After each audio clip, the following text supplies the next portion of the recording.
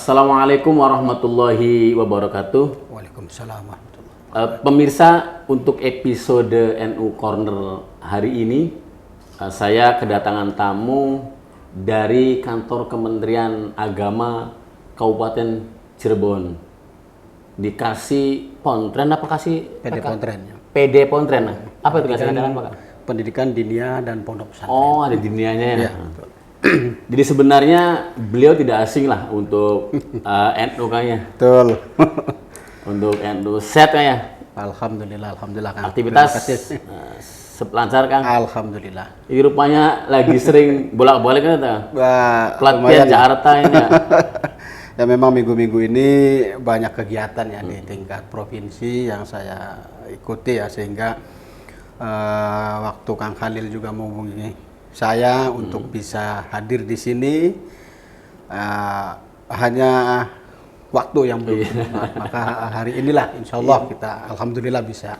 Begitu bertemu dengan saya kosong dan beliau standby ya kita. Jadi ya Kang, bungkus lah.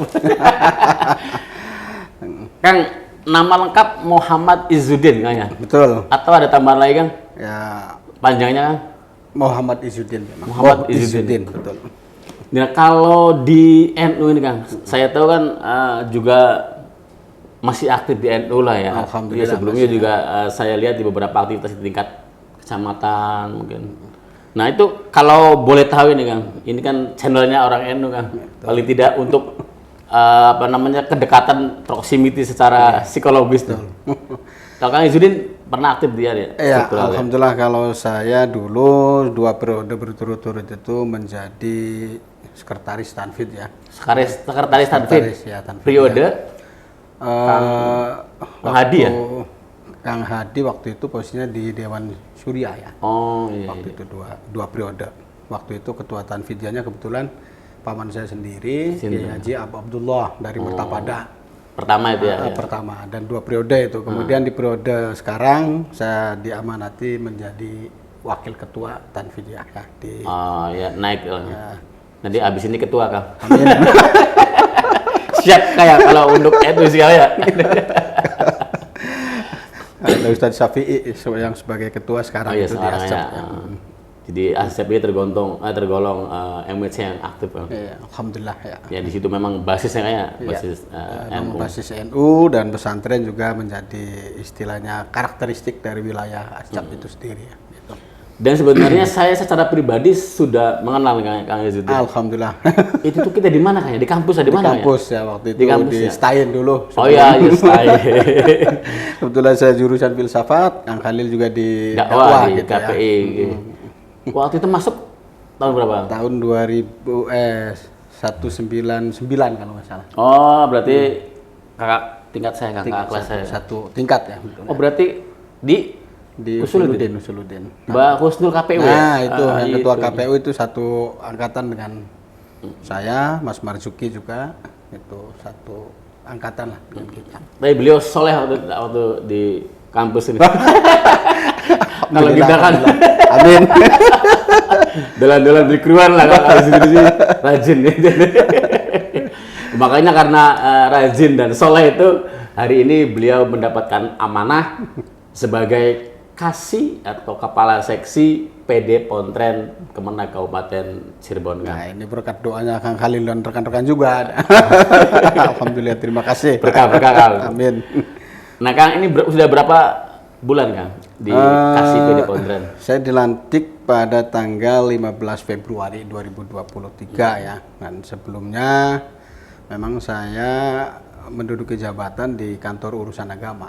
Di KUA? Di KUA Astana Japura. Sudah di mana saja Kang? Biasanya muter-muter kan ketua Iya, betul. kepala KUA itu. Waktu pertama kali di 2016, itu saya diamanati di kantor urusan agama Kecamatan Karangsembung. Posisi saat itu? Saat itu sebagai kepala. Ya. Kemudian ada rolling, istilahnya pindah tugas, rotasi di kantor urusan agama Kecamatan Babakan tahun 2018 sampai 2021 ya.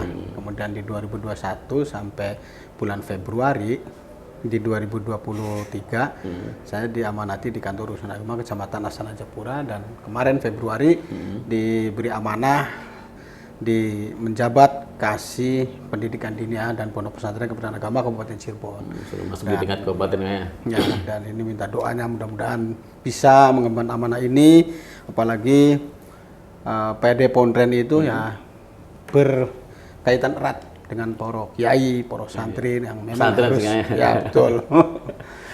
Jadi sudah berapa kalian itu Kak muter di kabupaten? Ya, alhamdulillah kita sudah beberapa kali ya melakukan kunjungan, ya kunjungan tentu monitoring dan istilahnya memperkenalkan diri ke beberapa pesantren di Adzikro juga, walaupun tetangga desa dengan saya, kemudian juga di pesantren Ciwaringin, kemudian di Khas Kempek, di Gedongan sendiri, kemudian juga di Kaliwadas itu di An-Nasr juga di situ.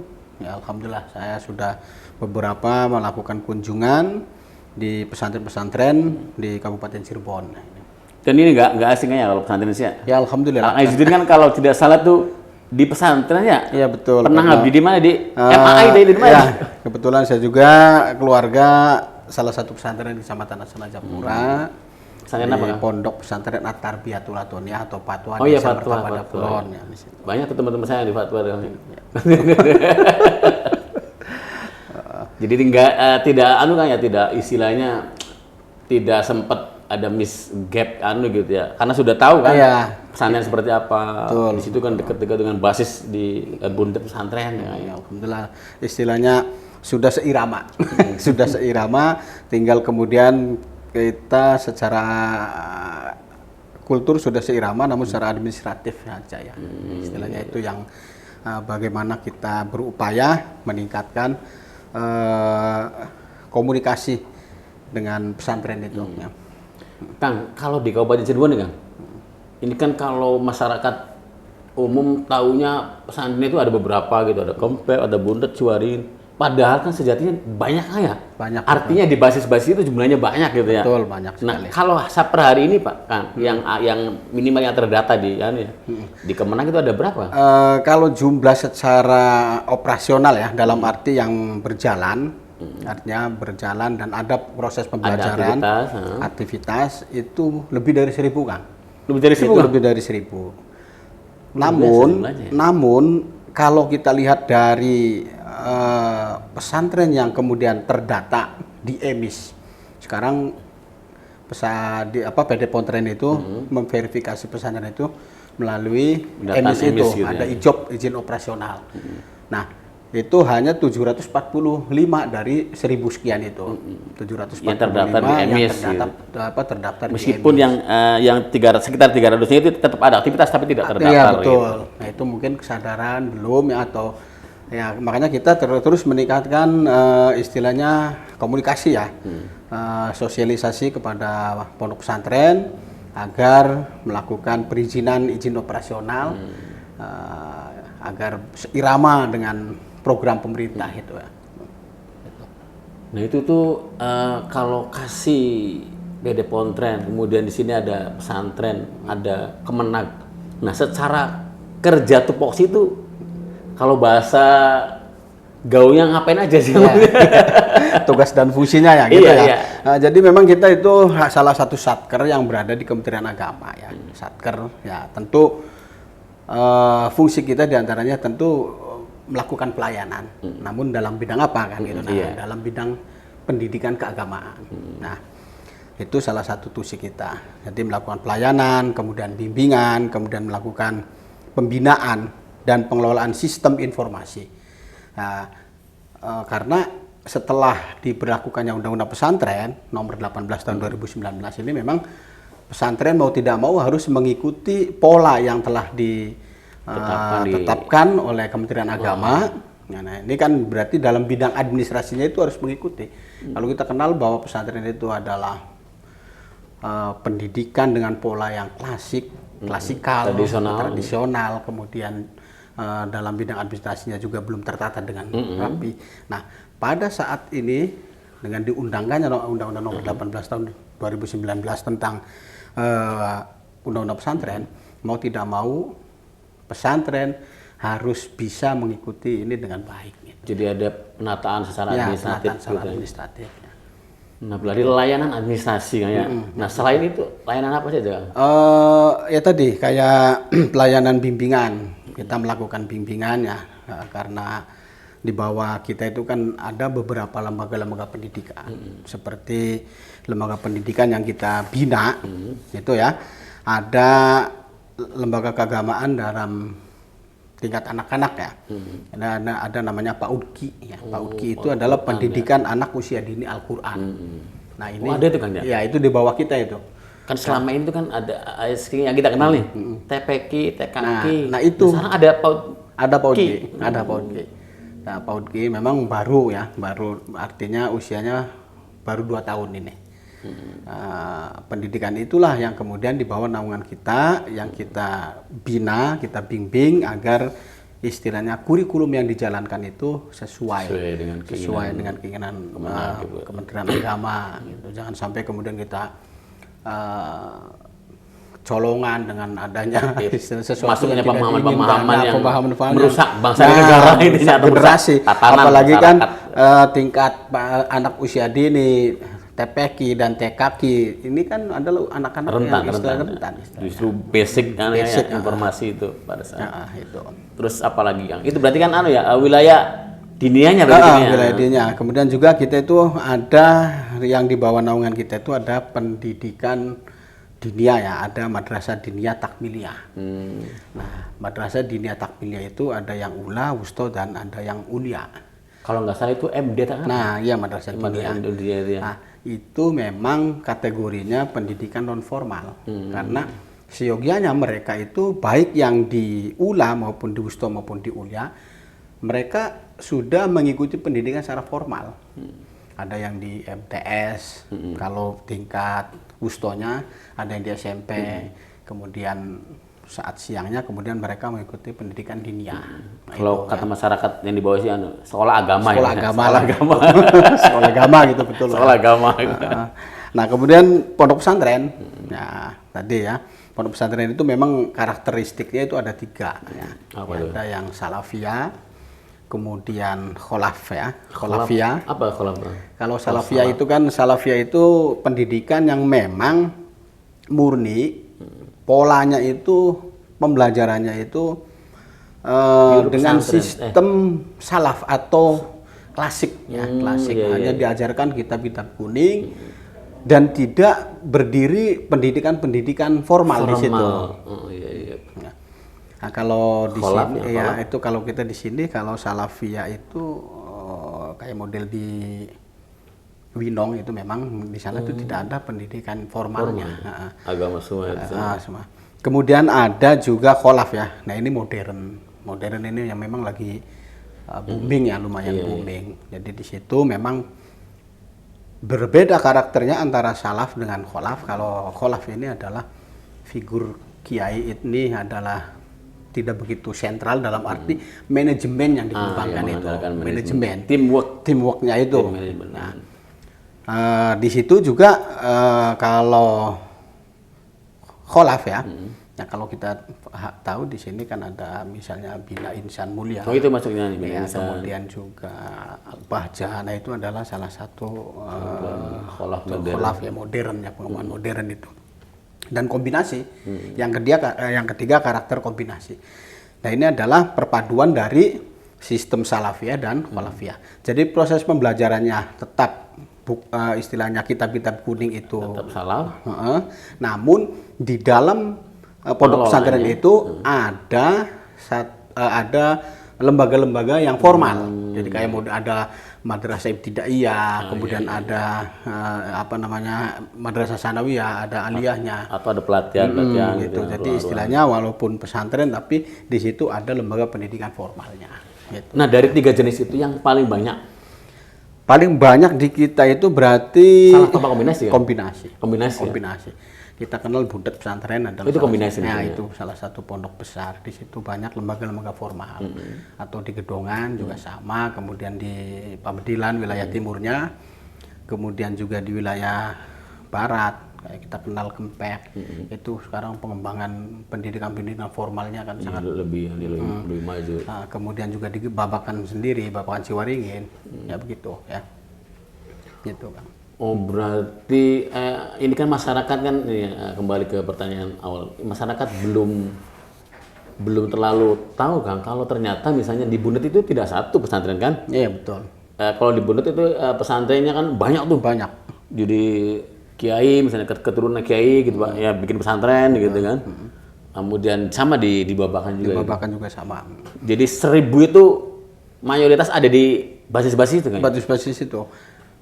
Terakhir saya cek itu di Babakan sendiri gitu kan polanya sama itu kalau Babakan dengan Bundet itu sama dalam arti pola itu satu kiai kemudian memegang pondok gitu kan di Bundet juga sama itu kurang lebih kalau di Babakan itu lebih dari 40 di Bundet sendiri itu 60 lebih di Bundet pesantren itu ya kurang lebih 60 itu istilahnya satu kiai membawai santri gitu.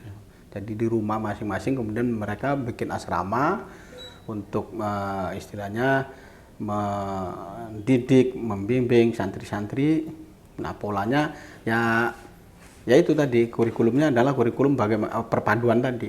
Mungkin paginya mereka santrinya ada yang sekolah di umum gitu di ya. umum atau apa, tapi pada saat mereka ada di pesantren dia diajarkan kitab-kitab berbagai kitab-kitab kuning. Biasanya sore sebelum maghrib, sesudah maghrib, sudah isya, pada subuh itu. Gitu.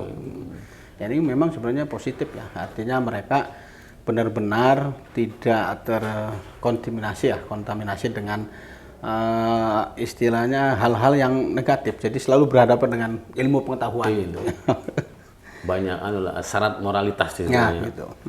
Kang, kalau pesantren itu Kang sebenarnya masalah yang dihadapi itu apa saja biasanya? Yang paling banyak itu makanya. Paling banyak. Jadi masalah-masalah yang dihadapi oleh pesantren itu. Atau tantangan lah istilahnya. Tantangan itu ya tentu yang pertama ini secara administratif ya. Ya karena tadi saya katakan bahwa memang Undang-Undang Nomor 18 2019 ini kan mendorong agar manajemen pesantren itu baik. Dan di tataran inilah pesantren istilahnya belum bisa mengikuti dengan baik ya dalam bidang manajemennya itu. Atau mungkin ini kan karakter kiai-kiai kita yang ikhlas itu cenderungnya tuh sudahlah gitu kan. Iya betul. Ya ini memang betul menjadi kendala. Kadang-kadang ada juga yang kemudian pesantren yang kita istilahnya arahkan untuk aktif di emis pesantren itu ya kadang untuk apa sih? Untuk apa akan mendapat A, B, C gitu kan. Ya, itu memang karena istilahnya mereka kan mendirikan pesantren itu kan penuh dengan keikhlasan dan tidak ada ikatan apa-apa gitu kan istilahnya dengan apapun. Namun ya inilah. Jadi asumsinya ketika pemerintah hadir kemudian padahal ingin membantu dalam kan misalnya manajemen atau pendataan saja untuk kepentingan negara gitu ya. Ya kurang ini istilahnya belum memahami dan memang saya akui istilahnya memang dibutuhkan waktu yang panjang dan lama dan kontinu lah untuk terus-menerus kita mensosialisasikan pentingnya itu emis agar data santri itu valid, kemudian data pesantren itu benar-benar terus terjaga gitu kan. Tapi kayaknya belakangan sih Kang mulai terus ada peningkatan. Kalau dari jumlahnya sudah wah itu masuk emis dari 1.700. Jawa Barat itu merupakan salah satu provinsi yang memiliki pesantren terbanyak kan. Terbanyak. Dan paling banyak di Jawa Barat di Cirebon itu. Kabupaten Cirebon. Berapa persen ya? Ya Cirebon itu. Nah, Jawa Barat berapa? Tahu nggak? Jawa Barat itu berapa puluh ribu itu ya. Yang urutannya kan Jawa Barat, kemudian Jawa Timur, Jawa Tengah, dan Jawa Baratnya adalah Kabupaten Cirebon memang. Ini ya seiring dengan mungkin jumlah penduduk Jawa Barat memang lebih banyak daripada provinsi-provinsi lain gitu kan. Terus juga secara historis betul. Di sini kan pesantren pertama ada Sunan Gunung Jati di sini gitu kan. Betul. Maka justru wajar dan nggak wajar kalau pesantrennya sedikit gitu. betul. Itu yang proses kontinuitas dari pendidikan Islam di Cirebon. Kang, saya baca beberapa artikel gitu.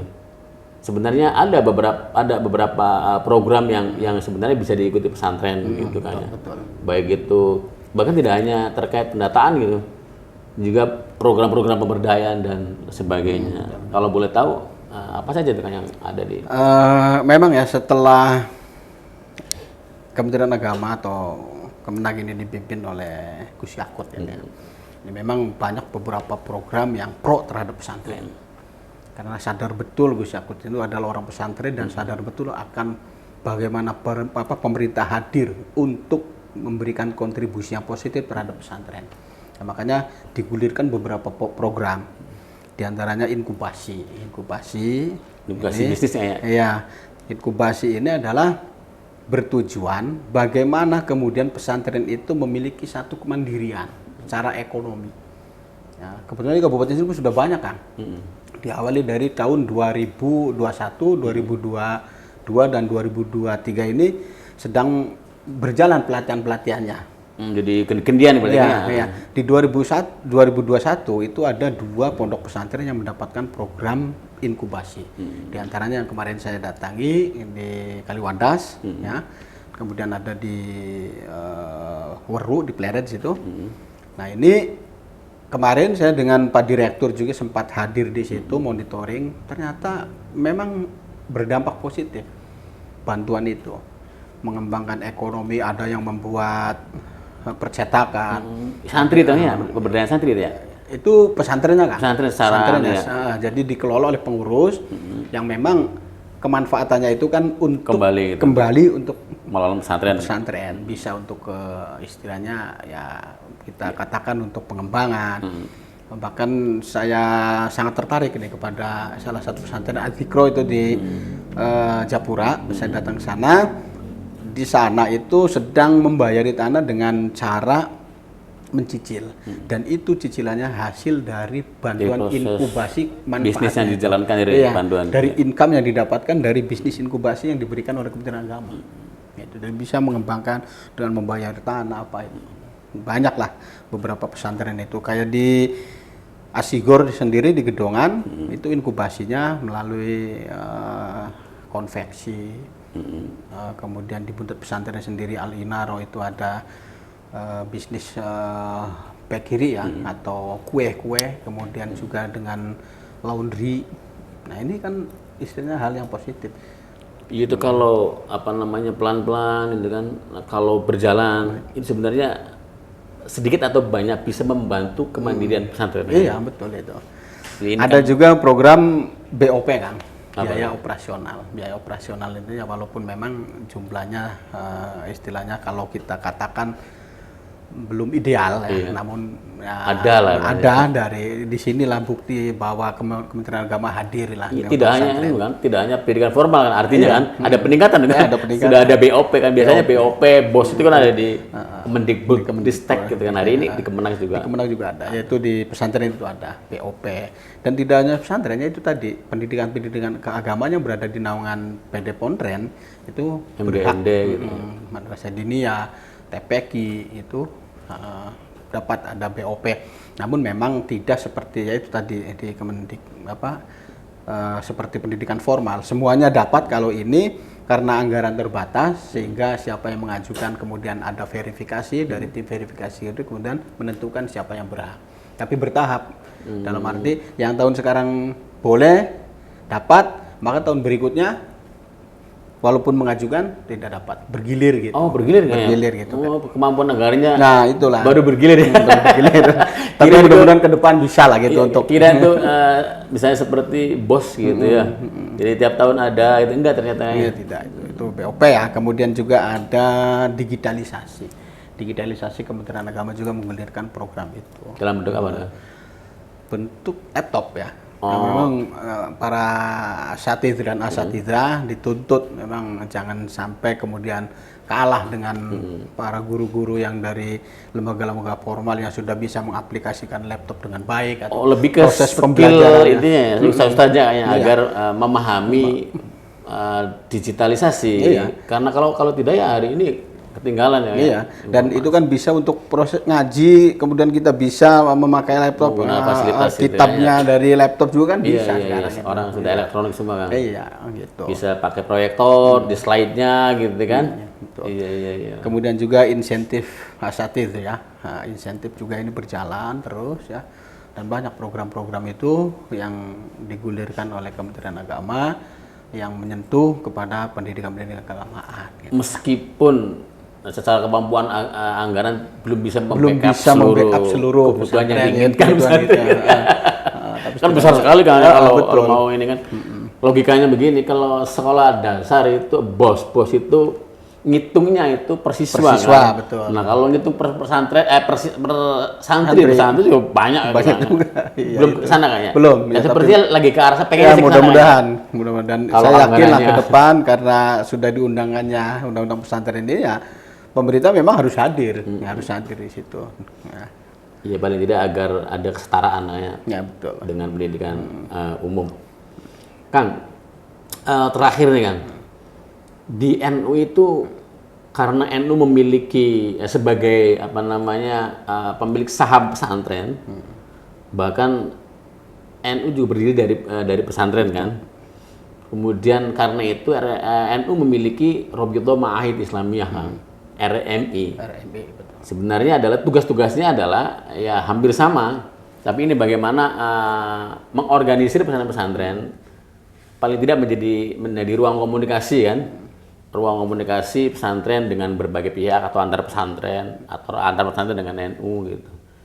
Nah, kira-kira ada nggak peluang yang bisa dikerjasamakan dengan PD Pontren atau dengan Kemenag untuk bersinergi dalam program-program tertentu untuk peningkatan kapasitas pemberdayaan pesantren selain yang sudah ada gitu? Ya memang mau tidak mau kita tidak bisa lepas ya dari yang namanya NU itu. Tidak bisa lepas berbagai program apapun ya, kayak contoh misal ini kita nanti di tanggal 4 itu ada satu program dari pusat ya yang sampai ke daerah namanya MQK ya, atau Musabaqah Qiraatil Kutub. Musabaqah Qiraatil Kutub ini salah satu program Kementerian Agama, nanti tanggal 4 itu di tingkat provinsi. Ini kita tidak bisa lepas dari pesantren-pesantren di bawah naungan Nahdlatul Ulama. Jadi walaupun secara struktur ya istilahnya kita belum bisa istilahnya banyak belum secara berkolaborasi resmi lah kan? berkolaborasi, namun setidaknya ternyata pesantren-pesantren NU lah yang bisa berkiprah, yang berbasic NU itulah yang bisa berkiprah di dalam program-program Kementerian Agama itu. Dan ke depan bisa saja tuh Kang, misalnya ketika ada program apa gitu kan, bisa saja nanti melalui RMI kan, nanti RMI yang ikut membantu kerja-kerja Kemenag dalam mendistribusikan program atau memilih SDM untuk ikut sertaan dalam program yang ada gitu kan ya. Ya, memang ke depan harus dan kita tidak bisa lepas, saya tadi katakan pokoknya Kementerian Agama tidak bisa lepas dari Nahdlatul Ulama lah. Di kegiatan Hari Santri, di berbagai momen-momen itu justru kita istilahnya dengan Nahdlatul Ulama harus seiring berjalannya. Gitu. Iya, MD atau Madrasah Diniyah tadi, pendidikan diniyah dan pesantren itu ya mayoritas itu kan punya NU. Punya Jadi ya harus bersinergi kayaknya. Tadinya sini kan kita tuh sudah oke tuh ketua RMI mau ngobrol gitu kan. Mau ngobrol gitu, momen ini untuk ngobrol dengan Kang Izzuddin terkait dengan kerjasama RMI dengan PD Pontren, kasih PD Pontren Kemenag. Tapi nanti lain waktu kan yang bisa ngobrol. Kang Asep juga sering lah komunikasi dengan kita, yang istilahnya meminta data. Oh iya, kalau nggak salah sih kemarin minta datanya. Minta data, dan saya sudah kirim data-data pesantren yang sudah tercantum ijobnya di Kementerian Agama. Ya saya sudah kirim itu. Dan saya pun sewaktu-waktu butuh. Karena satu contoh gini Kang, misalnya ada satu problem masalah di pesantren. Maka kita harus paham bahwa pesantren ini afiliasinya kemana, nah itu kan melalui RMI. RMI. Di RMI ada nggak? Atau diakui nggak ini sebagai gitu kan? Misalnya kalau ada pesantren yang diragukan secara kan, ini kayaknya agak keras gitu. Kayak kemarin saya pernah ada salah satu diminta data ya dari provinsi yang menanyakan informasi tentang salah satu pesantren di Kabupaten Cirebon. Ini afiliasi kemana? Memang kita awam ya, dalam bagaimana pesantren itu berdiri, maka kemudian saya komunikasi dengan RMI itu, dan ternyata ya saya dapat informasinya dari RMI itu bahwa pesantren ini afiliasinya kemana, ini cenderungannya kemana gitu kan. Ya, hari ini juga ini Kang, kita LTN nih Kang, saya kan LTN nih, Ketua LTN Kang Hashim RMI itu sedang kolaborasi, insya Allah di hari Selasa Rabu minggu depan nih Kang, ya kita ada undangannya udah Kemenang dan diharapkan ya minimal Pakasinya datang. Siap. Jadi kita itu ada hibah website pesantren Kang, LTN nih.